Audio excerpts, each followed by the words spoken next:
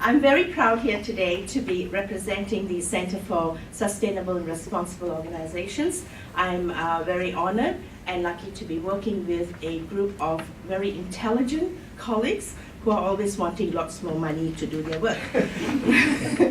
I think with CSaRO we've got about 20 odd, some of the best researching academics on board. As you can see, the topic the title of the center itself is Sustainable and Responsible Organizations. In our DNA are those areas relating to business sustainability and ethical behavior of organizations. To us, this is a very, very opportune and as well as natural partnership to make with IPA, as well as with the support of the School of AEF as well. In particular, in CSaRO, we believe in innovative research. I think the strength that the center brings to this collaboration is that we undertake a more multidisciplinary, multi-theoretical sort of approach to looking at things. We all view the world through different lenses, but we believe that you need that little bit of space and that little bit of creativity, and I think a research center, is well placed to do that. Also in CSaRO, we believe another strength we bring is that over the last about 3.5, 4 years CSaRO's been around, we have built some very strong international linkages with universities, and we are about to sign an MOU with the Indian Institute of Corporate Affairs.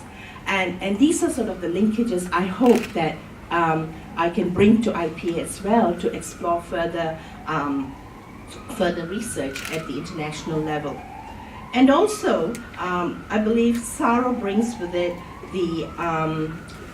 a very important aspect of empirical research findings based on multi, as I said, discipline. And if you looked at SME as an area of research, one thing that I've noticed that we haven't mentioned, and so therefore I'd like to take a step back and look at the sector and issues that we're talking about here today. Although this morning we've very much focused on the regulatory issues, the compliance issues, and yes, cost is a very big issue for SMEs. But you need to also start, if I was the minister, by understanding who makes these SMEs. We have a big migrant population in Australia. Migration has been increasing. The last 2011-12 year, we have had nearly 200,000 migrants come into Australia, of which 65% came through the skilled program. So that's quite a number even within 1 year. But what does that mean for us? It means that for SMEs to grow, it's very critical to understand the cultural factors, the cultural diversity of SME owners. And also, migrants are not a homogeneous group, that there are skilled migrants, there are migrants who fall into entrepreneurship forcefully sometimes, or sometimes, by choice. So this is, and also including, we live in a very globalized world now, so Australia needs high quality entrepreneurs here. So therefore, I think it's very critical that Australia looks at regulatory costs, all the things that facilitate the growth of SMEs. So in that sense, I think that further research into ethnicity, cultural diversity, and how does assimilation happen at the workplace? How do we make the SME work environment a more inclusive environment? These are critical issues for productivity as much as costs.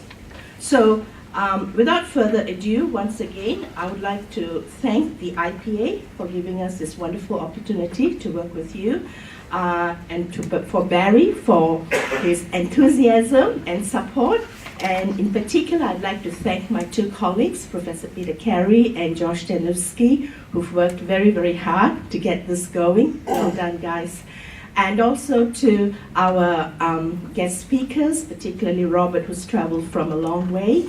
Nice to see you here, Robert. So thank you, and please, and I hope you enjoy the day and the lunch. Thank you.